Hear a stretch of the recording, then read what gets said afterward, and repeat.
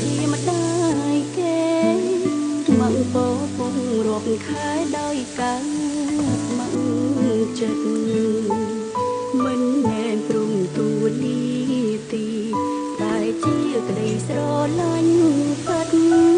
ប្រល់កំណត់ជីវិតបីបាច់ថែកូនចំពេញដៃជើងជុករងកំឡឹងចុងស្រោយសុំត្រឹមមានប្តីក្បែរខ្លួនហ៊ានឆ្លងអ៊ំសាក់ព្រោះកូន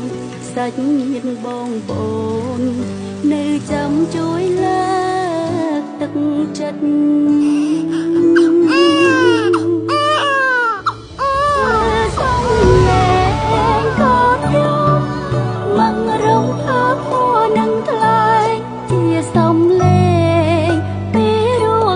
ក្នុង